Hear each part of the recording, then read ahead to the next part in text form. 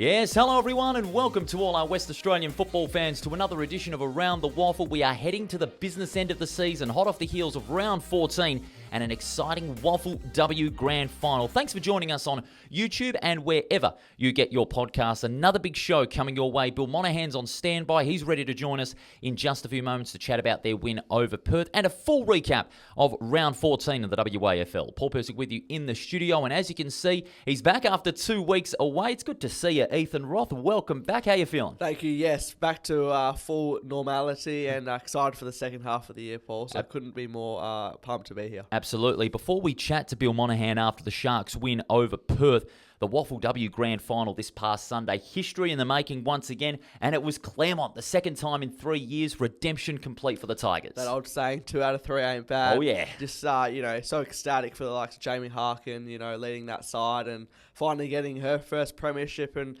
it's fascinating, isn't it, in the WAFLW, the side who finishes lower on the ladder, for whatever reason, often takes it out. So there's a bit of psychological disadvantage or advantage there, and I don't know if you really want to finish finishing higher or minor premiers with the record at the moment. Yeah, absolutely. But that's what makes a grand final so great. You never know what could happen. Jamie Harkin, by the way, congratulations to her. Dream week for her. Dara Kerr medalist last Monday night, and also the Lou Nitter medal for the best on ground in the WAFLW Grand Final. It was an exciting game over there at Pentanet Stadium in Joondalup in the rain and in the mud as well. Congrats to Claremont and congrats to East Fremantle as well on a remarkable season and a great grand final as well. This is Around the WAFL, your go-to WAFL podcast in 2024. Here's how you can win big.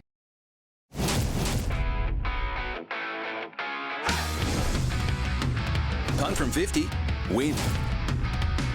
Little too into the game, win. Too cocky, almost a win. Risking it all for the glory, win.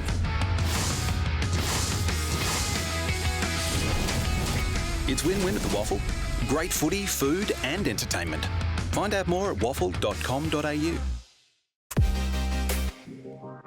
Yes, win-win WAFL in full swing as we reach the business end of the season. Now, our first guest for this week, he's from the East Fremantle Football Club, and the Sharks are back on track after a much-needed win against Perth over at Mineral Resources Park this past Saturday. He is the coach of the Sharks. Bill Monaghan's good enough to join us here on Around the WAFL. Good morning, Bill. Welcome to the show.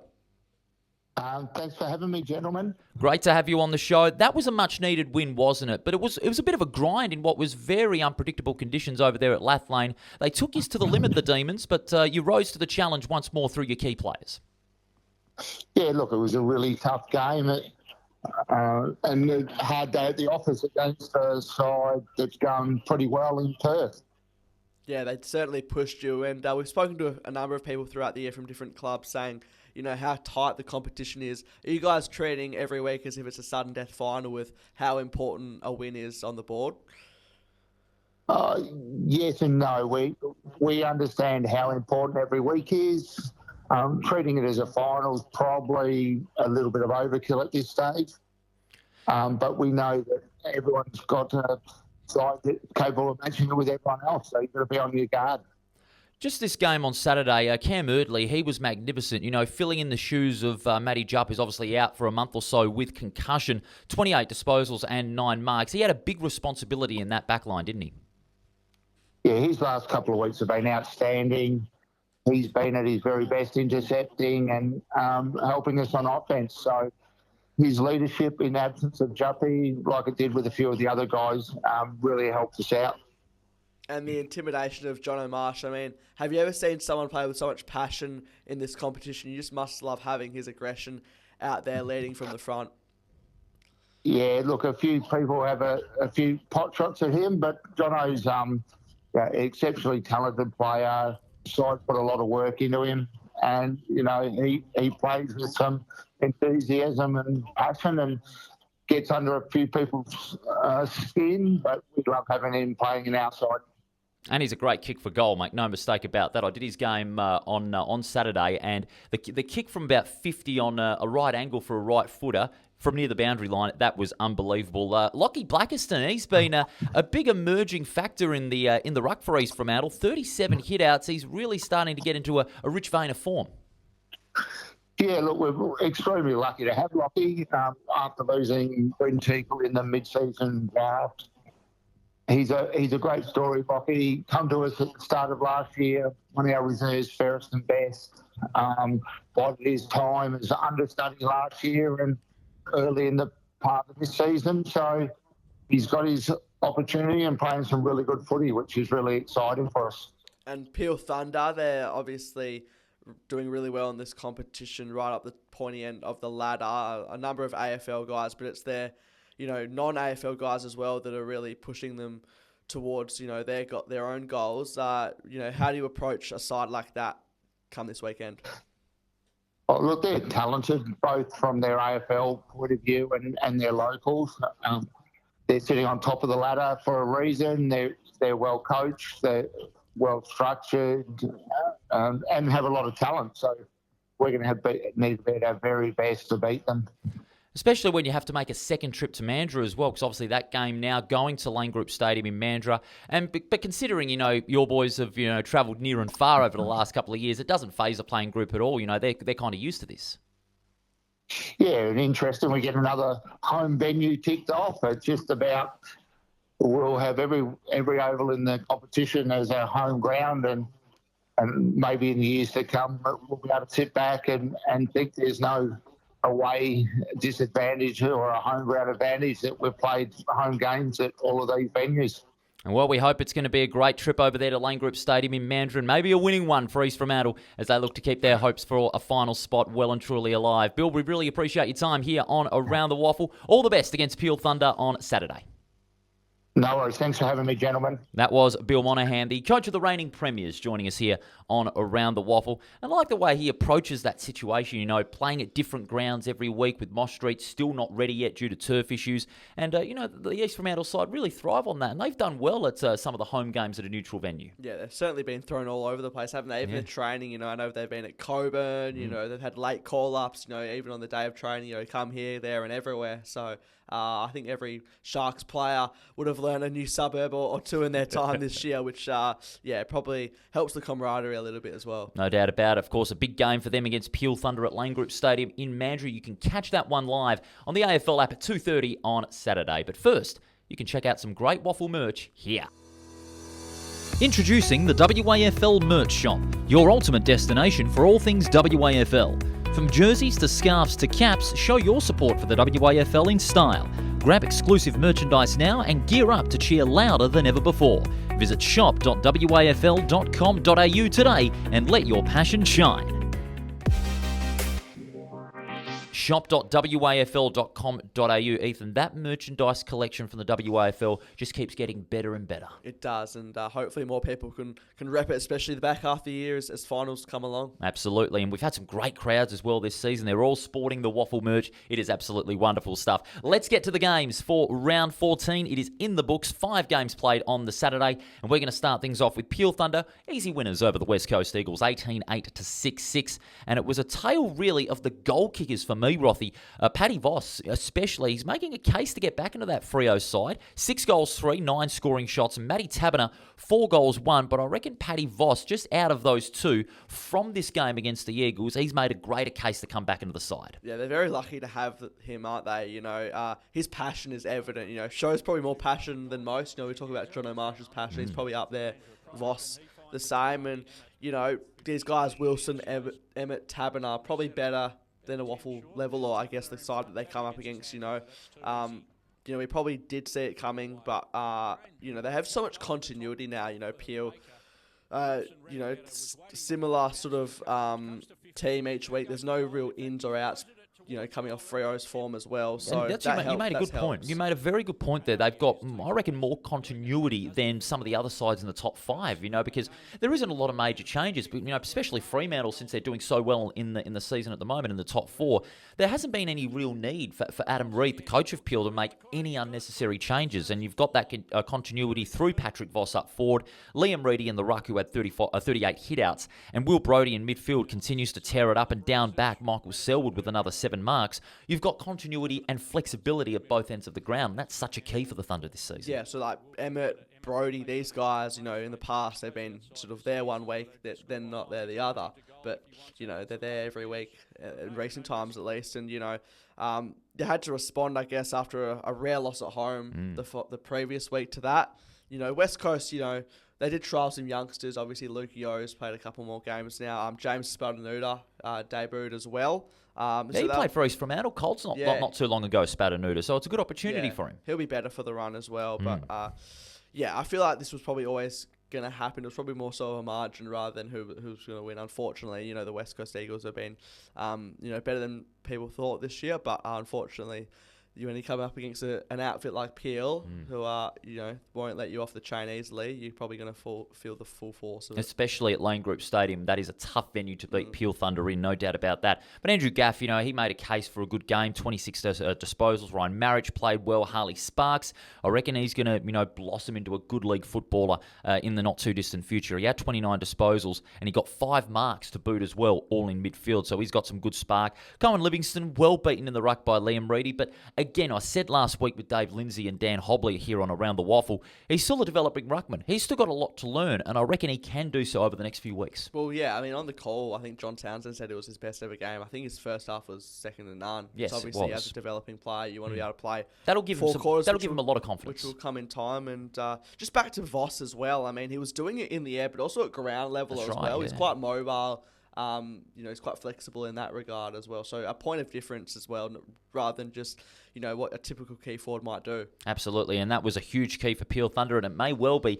If he's still playing for Peel Thunder towards the back end of the season and in finals, even if the Dockers go deep into September, I reckon Paddy Voss being in that Peel side could be a massive key for Peel, especially with so many forward options. I think he would draw the best defender as well, because he's been kicking these big bags of 5 and 6. That frees up someone like a Tregenza, who's probably just flown under the radar a bit in recent times, who's still kicking, at least at the start of the year, he's 2-3 goals a game. So headaches are plenty for opposition defenders. Yes, and good selection headaches for the Peel Thunder selectors as they net up another win. A big win over the West Coast Eagles on Saturday at Lane Group Stadium.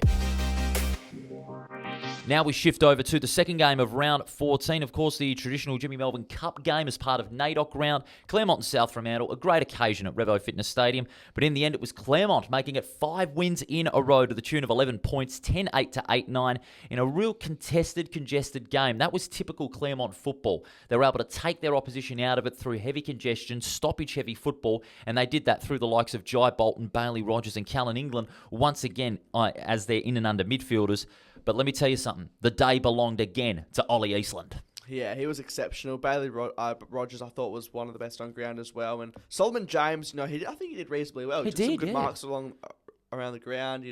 Probably missed a crucial set shot in the last quarter, which if or but could have maybe got them back into the game. I will give credit for Solomon James. He did hold his own against Oliver Eastland. He knew he was going to be in for a big test and get 28 hitouts against him. That's not a bad effort. Yeah, it's a tough challenge against Ollie Eastland, and especially when you've been someone like Solomon James. He's been in and out, so if he can get his own continuity towards the back half of the year, he's so talented. I think the talent is evident. It's just about obviously consistency and applying himself in that regard. I think there was a point of difference up forward as well for the Tigers. That's right. Guys like Manuel, Gowdy, and Elliott, who Bernard home probably the sealer, kicked a couple of nice goals as a smaller forward. But yeah, I think there was not too much of a reliance in that regard on Waterman, as well. Like Alec Waterman doesn't have to kick a big bag every week for them to win now, which is I think they'll be happy with.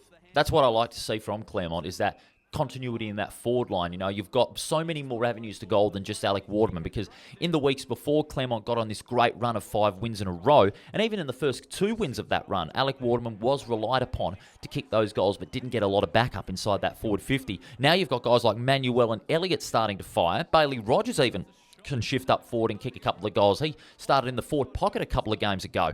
So 6 goals between Elliott and Manuel. You've also got Rogers kicking 2 and Gowdy again being a casual source up forward as well. Waterman did get 1 on the board as well. He kicked 1-1, had a bit of a difficult day. When you look at the other side of the coin for South Fremantle, Dylan Main wasn't as prolific as he usually is. 2 goals from only 5 kicks. You also have Caden Harbour, who was a little bit more effective up forward. He's a good young forward, and I reckon he has the potential to kick a bag of 5 in the future. He kicked 2 goals, 1 in that game. But I think South Fremantle, what really worries me at the moment, you look at Claremont, okay, they've had a good run. I'm worried about South Fremantle as well. They're falling off the boil. They've lost 3 of their last 4 now. Yeah, they're in games. I think it's just a young group, and you don't want to make excuses. But and their first quarter starts as well. Yeah, maybe they're coming out of the blocks pretty well early, but then doing that towards the back half of games as well. Those lapses, I guess, we talk about.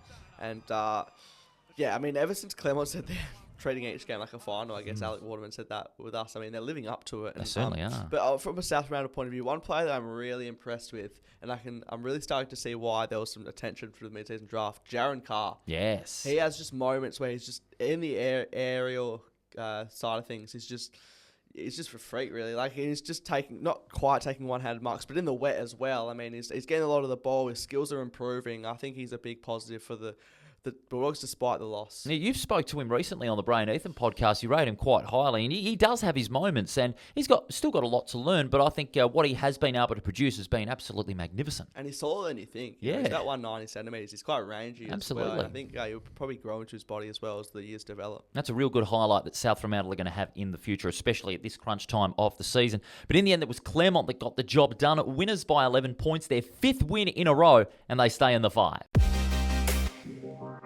Let's go to the third game, the showdown of the co-tenants, as it's often discussed in the media. Rothy, Subiaco and East Perth at Sullivan Logistics Stadium.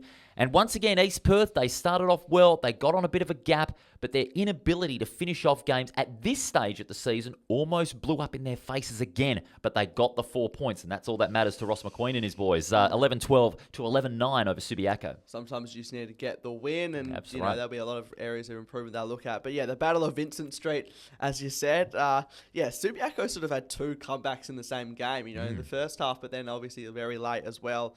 Yeah, that second quarter, 4 goals to 1 in that second quarter. It was a great turnaround. Yeah, great turnaround, but I guess those lapses are what is costing them ultimately. Sokol gave them a sniff in the last. Borchet as well, nice goal on the goal line as well. But yeah, I think East Perth's fast ball movement, a lot of the goals on the run out the back was a bit of concern for Subiaco. They got a lot of open Especially goals. when you got the likes of Schumacher and Crowder, burning off in the midfield, taking it through the corridor and heading towards goal. And that's really what proved the difference in the end for East Perth. And I've said this, when East Perth have taken on good quality oppositions, they've got more goal-kicking mids than most other sides in the competition. They do as well. And, he's not quite a goal-kicking mid. He's more of a permanent forward now. But Tom Medhat staking his claim for the Burning Nailer. He's in the top 10 now. So, he is. He's been arguably the most improved player in the WAFL competition over the last 12 months. Yeah, he's starting to really improve as a key forward. I mean, 3 goals straight from 12 kicks. Took 6 very good marks in that forward 50. He's not just a good goal-kicking forward, but he's a good marking forward as well. And, you combine all those factors in, he's a good sort of all-rounder, so to speak. Yeah. Good marker, good goal kicker, and he's well-balanced as well. And he had a great day over there at Sullivan Logistics Stadium. He's so often the link in the chain as well because he can move up the ground as well, but he can also get back. So his work rate is quite remarkable, really. Especially it makes up for the fact that, they've lost Mitch Schofield for the rest of the season. They were without a key forward. I reckon Ross McQueen, what he has done is given that big role to Thomas Medhat, and it's worked well. It has, yeah. He's a key forward, but he's not in that sense. That all-rounder is a probably good term for him because he's that in-between forward, I guess you could say. What about Scotty Jones? 50 hit-outs on Saturday against the Lions. He completely tore it up. I reckon he has got some good competition for Ollie Eastland, I reckon. I mean, with the way Scotty Jones has been playing in the ruck. Yeah, put it this way. Anytime you're coming up against East Perth or Claremont as a ruckman, you're going to have your work cut out. Yeah. Those two are leading the brigade. Ever since, I guess, Teakle left for the mid-season draft, they're probably putting their hands up as the 2, and then underneath them, there's a bit of a gap for sure. What about, the next few weeks for East Perth? Looking at their next few games, they've got the bye, obviously, next week, but then they've got a couple of crunch games in the second half of the season, including the second Perth Derby. My concern is they're not finishing games in the fourth quarter. They're such a potent side on paper. They're getting good starts in the first, second and third quarters, but they're not able to finish it off. We've seen this for 2 weeks now. They've won games that, to be frank, that they should not have won. Look at South Fremantle. They came charging hard. Okay, they look back on a poor first quarter. Same thing can be said with Subiaco. They came back despite a poor first quarter. They came back twice. Yeah, I think you want to obviously get that fixed, and now the next couple of weeks is the time to do it. You don't want to be going into finals with a concern like that, with inability to play full quarters, regardless, whether you have a double chance or not, because sides will find you out. Absolutely. Looking at their next games, they've got, after the bye, in round 16, they've got Perth. That one should be winnable, but you never know with a Perth side. They've got Claremont at Revo Fitness Stadium.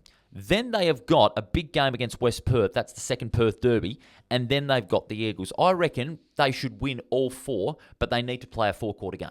They do, and you mentioned something like Perth, they're pushing teams as well, so it won't be a walkover for them, and they can't go into it, looking at that fixture, while they should be favourites and deserve to be favourites, they still have to play the game and get the win on the board. Just quickly, talking about Subiaco, Tarch Schofield, I reckon he could stake his claim for some Sandover votes. He really took Subiaco back into the contest. 6 marks, 5 tackles to go along with 24 disposals. That was one of his better games. Yeah, he's a gun, Tarch Schofield. I think obviously had a very interrupted year, which is disappointing for him because off the back half of last year, I think he polled 12 or so votes in the Sandover. Correct. Like, he really started to get into his groove and showing his talent, showing why he's coming off an AFL list. And, obviously a bit of concerns with, I guess, his hamstrings and that. I know he's done that a couple of times. But, a positive for them going into 2025, if he can get his body up and about, because I know he still has aspirations to get to the top level. And I think, you wouldn't rule it out with a player of his talent. And he's got plenty of talent, no doubt about that. And he showed it against East Perth. But, of course, the Lions came up short, but just only 3 points in the end at Sullivan Logistics Stadium. East Perth winners over the Lions.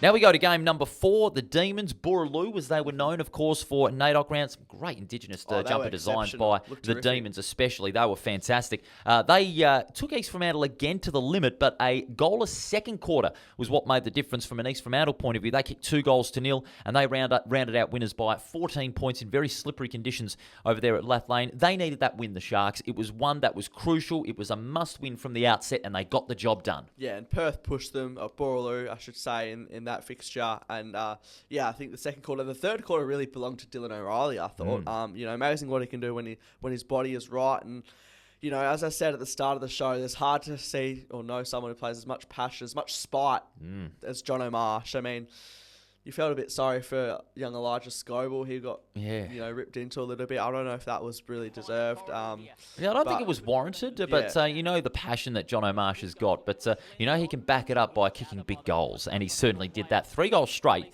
Dylan O'Reilly kicked 3 goals, 1. When they're on form, they're a potent forward combination. 6 goals between them in a scrappy game, that's a hell of an effort. Yeah, well, it's a bit like most sides, isn't it, where, you get someone like an O'Reilly, it frees up a Marsh. And vice versa, probably as well. So,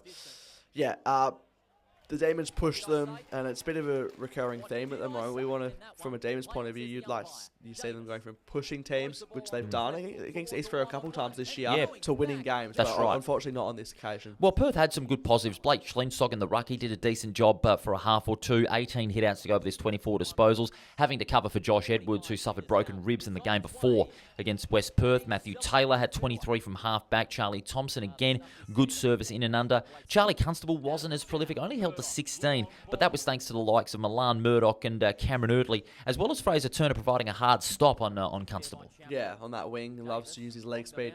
Fraser Turner as well, doing, I guess, two-way running. And, we mentioned Erdley, playing above his height. He's giving up a lot of centimetres in that back line, but that ferociousness, that fight, that will to win has been why he's been such a durable player for the best part of a decade for the Sharks. Also, Billy Monaghan, we spoke to him a little bit earlier. A lot of the players are really stepping up at the right time, and they need to. After a shocking performance against Claremont the week before, they needed a win. It was no other option but to take victory against Perth. And Lockie Blackiston, a great story from him. He's been only in the league side for a few games now, but he's developing so quickly, even quicker than what we'd anticipated as a key ruckman after losing Bryn Teakle due to the mid-season draft. It's quite the rise. I don't think anyone probably saw this coming to the level, as you said. And they've got a lot to play for as well. Yes, they won the premiership last year, but guys like Blackiston, guys like John O'Marsh, they weren't there last year. That's right. So they've got extra motivation, and I think that'll lift their teammates around them to go back to the guys who missed out, but also the guys who want a second consecutive medal around their neck. Absolutely, and they certainly got the job done on this occasion. They're still alive. They're only a game behind Claremont, but they just need to keep on winning if they want to make the 5. Can they make the 5? I think they can, but as you said, banking them is important. No matter how you do it, you just need that win on the board, and the ladder will represent that in a few weeks if they can do so. What about Perth? Can they get another win on the board before season's out? I think they can. You'd like to see it because it's unfortunate you don't get anything out of pushing a side like East Fremantle with the talent they have by only losing by 14 points. So you'd like to see they deserve a win. They just have to keep going at it. They can't be disheartened by the losses. They're a young group, but with guys like Constable coming back into the fold, that's only going to lift the guys around them. But they can't have any goalless quarters, okay? They've got to really push for 4 quarters. They'll look at that second quarter and think, okay, how they can improve on that. They've got to apply more intensity. They've got to get those inside 50s. They had 13 less in that game, in fact, compared to East Fremantle. Perth, I reckon they can get a win. Just depends on who and how far they're willing to push themselves, regardless of the quality of the opposition. As for East Fremantle, can they make the 5? Yes, but one more loss would put them out. They cannot afford to lose any game. Bill Monahan saying, don't approach it as a final. I think they should approach it as a final, every game as a final, because they're a game behind, and if Claremont keep winning and East Fremantle drop one more, that's basically it. Their dream's over. No chance of back-to-back premierships. So you've got to treat every game like a sudden death final. I get his approach, but you've got to treat it as a sudden death final at this stage of the season. I think you do have to approach it as a sudden death final. I think maybe the messaging, or you can do it subconsciously without obviously saying, the players would be super aware of that. So, just back to Perth quickly as well. I think the reliance on Clark, he kicked 8 goals the previous week. You talk about those goalless quarters. If he gets shut down, who else? It's a recurring thing. Absolutely. Well, they did have Jai Clark as well. He kicked 2 goals from 9 kicks, but he did have a couple of chances that didn't go his way. Same as can be said for Sam Stubbs. He kicked 3 behinds as well. Some positives to take for the Demons, but it was East Fremantle that took home the points in slippery conditions at Mineral Resources Park. Winners by 14 points. And now finally, to finish off round 14, just how good are those Swans? They netted their 6th win in a row in crushing style against the disappointing West Perth. 21-16 to 11-13 at Pentanet Stadium in Joondalup. There was one man who made it his own. Lee Coleman, back in the side and back with a bang with 6 goals. Unbelievable. Just a luxury to have someone of his standard come back into the side. It's just such a bonus for them, and I know you're very bullish on the Swans, as you should be, and there's a genuine belief now that they can win it. They aren't making up the numbers. We can put that down. We can put that out there. They've shown faith with Prune with a 2-year deal. We'll speak to him on Thursday. We're looking forward to that. Absolutely. But, yes, Swans, we cannot take anything away from them. Going up to a place like Joondalup as well. It was quite neck and neck towards the start of the game. It was, yeah. It was great free-flowing football. I mean, that was quite kind of surprising because of the conditions that were there. Ground slippery, the ball a little bit heavy, but it was a great first half. West Perth, very competitive. Swan Districts just getting their noses in front, because that has to be one of the best first halves I've seen of football, besides the Perth Derby and a couple of other games that we've seen early in the season, based on the level of attack that we saw. But after half-time, it was one-way traffic, and it all belonged to the Swans. Yeah, and the scoreboard probably doesn't reflect the full story, I guess, except, halfway through the third and beyond that. But, I'm not sure it really leaves West Perth at the moment. We were talking off-air, and they've been a very successful football side. They've made no mistake about that. Time. While the guys have, Black, Nelson, Keitel, they've made finals every year, grand finals. Arguably, probably should have won more premierships in this time than just the one, I guess, between 2013 and 2022. It's just like those youngsters, that young brigade coming through. It is an exciting time as well, make no mistake. I think Keegan Knott's bicycle kick could be goal of the year, mind you. Oh, if that's not goal of the year, I don't know what is. What would that be? His 4th or 5th, probably 6th, maybe. He's won more goal of the years than people have won Logies, by golly. It's some record, isn't it? And him and Keitel did lift the Falcons early. They did. In the fold, but it was just the continuation from there that probably let them down. Big positive for West Perth, however, was Brock Carter.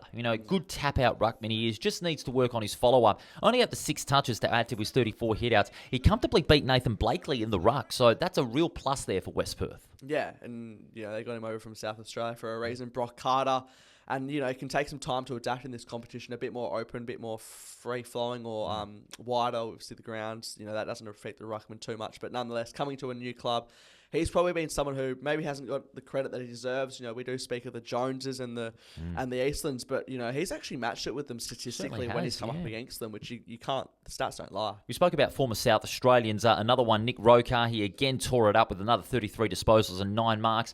He'll keep racking up Sandover medal votes. I reckon the Sandover medal votes will be coming to him like chalk and cheese. I mean, but the way he's been playing, his efficiency and composure as well under pressure. 9 marks, 3 tackles, and 7 inside 50s. He racked them up once again and really set up a huge second half for the Swans. Yeah, it's a fair point. Coming home with a wet sail, Sandover night could be a memorable one for him if he continues at this rate. Absolutely. But you go back to that Swans forward line as well, not just Coleman, but you had so many options. Brad Lynch, he's starting to really take that responsibility as a key forward very seriously at a good time as well. He kicked 3 goals. Jackson McLaughlin as well, a good goal-kicking mid as well. He kicked 3 goals. Thomas Edwards had 2 from 20 disposals. It was a complete team performance, wasn't it, from Swan Districts? And I said this a couple of weeks ago, the Swans, out of all the teams, have got, I reckon, the most flexible forward line of any team in the competition. Yeah, it's hard to disagree. There are a lot of, talls, smalls, anyone can sort of stand up on their day. We know the clutchness of you got a guy like Edwards as well. I mean, don't know if there's been many people who have many set shots or shots to win the game in recent years as him. So he's the clutch player. You got Coleman, the reliable player. Those small forwards, they have goal-kicking midfielders as well. That's the key. They do. Any successful football team at any level, more often than not, their goal kicker, their midfielders are kicking 1-2 a game. Absolutely, and they're kicking even more than that in some games as well. They're able to get some good wins on the road as well. Just quickly before we wrap it up, Swans, they've done well at home. Okay, bit of a mixed bag away, but they've proven once again that they can win on the road regardless of the quality of the opposition. Winning home games is one thing if you want to tilt to the premiership, but winning on the road is another, and they're starting to really get things going. And they're going into the game against Claremont on Saturday full of confidence. They've got 6 wins in a row, Swan Districts. They are rampaging along. 63-point winners over West Perth.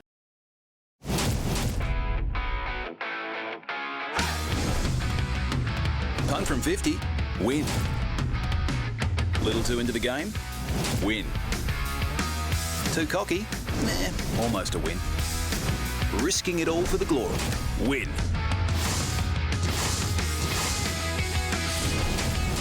It's win-win at the WAFL. Great footy, food and entertainment. Find out more at wafl.com.au. Yes, win-win big in the WAFL. That's all the round 14 games done and dusted. We take you to the ladder after 14 rounds of competition. Peel Thunder and East Perth still on top of the ladder with 36 points, but it's Peel that hold top spot on percentage. Third comes Swan Districts into the double chance. I have to say, I'm joining the Swans bandwagon. They are looking the goods. They are a great side to watch. South Fremantle, 3 losses out of the last 4. They're starting to drop off because here comes Claremont. They are into the 5, of course. They got there last week. They stay there this week, 28 points, 1 game ahead of East Fremantle, and then comes Subiaco on 16, West Perth, Boorloo, and the West Coast Eagles rounding out the bottom half of the ladder. I had a couple of interviews this week, Ethan, and some have said the final 5 is now set. I'm going to ask you that same question. Is it set, or is there still hope for East Fremantle?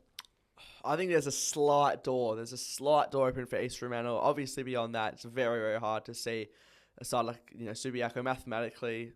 Yes, it's probably possible, but it's very unlikely. I think it's not fully set, but I think this time next week, if East Freo don't win, then it could be set by then. And it's interesting, like 4 and 5, are they just making up the numbers? We know anyone can win on any given day. So I don't think this year any team's just making up the numbers in that final 5. Basically, because it's only 2 wins. Only 2 wins between the sides in the final 5. I reckon, some say, or they all say all the time, I should say, the top 3 have the greatest chance of winning the premiership. I think they can buck the trend this year. I reckon anyone in that 5 can win it. Yeah, and I think the ability to win away is really important, as you mentioned with Swan Districts just a few moments ago, is that if you don't finish top of the ladder, you're going to have an away final. Absolutely. Right? Or top 2, I should say. Well, if you don't finish in top 2, you're all going to have away finals. You're always going to have an away final. So, and then obviously the grand finals at Optus. So you can't just rely on winning where you're so used to at home.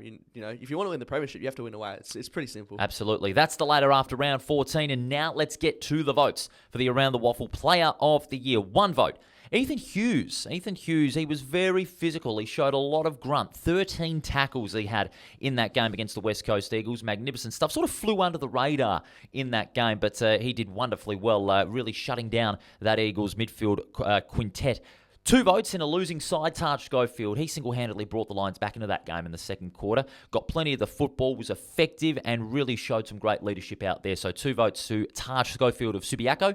3 votes, Lee Coleman of Swan Districts, back with a bang, 6 goals. Great to see him back out there, striking well for Swan Districts and leading the charge as well from that forward line towards a berth in the finals. 4 votes, Cameron Erdley of East Fremantle. He stepped into Matty Jupp's shoes magnificently, 25 plus disposals. Really shut down Perth's most important forwards, Sam Stubbs and Aaron Clark, to great effect as well. He did a wonderful job, did Cam Erdley, 4 votes. But the Around the Waffle top gun of round 14, the 5 votes goes to Ollie Eastland of Claremont. What more can you say? What a season he's having, and he showed it again on Saturday against the Bulldogs. And he's charging his way towards the top of this award, isn't he? I mean, a number of those guys have polled this year. You think of a Coleman, 6 goals. Anytime you're kicking 6, you're going to be right in the thick of it. Hard to forget that votes-wise. And, Ethan Hughes, flies under the radar, showing his experience, played a lot of footy, a lot of senior footy.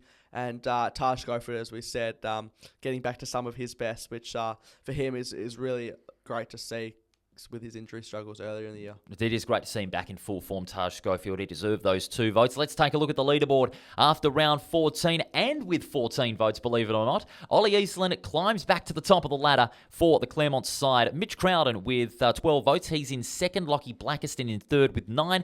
8 votes each for Nathan Wilson and Bryn Teakle. 7 each for Jesse Turner, Jonathan Marsh and Isaiah Winder. And rounding out the top 10, Lee Coleman of Swan Districts and Callan England of Claremont with 6. 53 players, Ethan, have polled in total, but it's safe to say that top 10 is still pretty open. It is, yeah. It would be interesting to see the comparison between Sandover votes and this. I think it could be, a nice little comparison to have. And, there's plenty of players coming home to see this award. I reckon so. Players coming home with a wet sail at the later stages of the season. Rothy, great job from you as always. Great show, and we look forward to Thursday. It's going to be a ripper. Nice to be back. Bring on Thursday. No doubt about it. Listeners and viewers, we look forward to your company on Thursday. Coming up, we'll have a preview of the 3 games for round 15, as well as Andrew Prune from Swan Districts. He's going to jump on and have a chat with us. And we'd also like for your opinions on the comments below on our YouTube feed and on our socials, because we're going to put out the top 5 WAFL games of 2024 so far. Let us know what you think in the comment section below, and also on our socials, Facebook, Twitter, and Instagram. We look forward to your company on Thursday. See you then.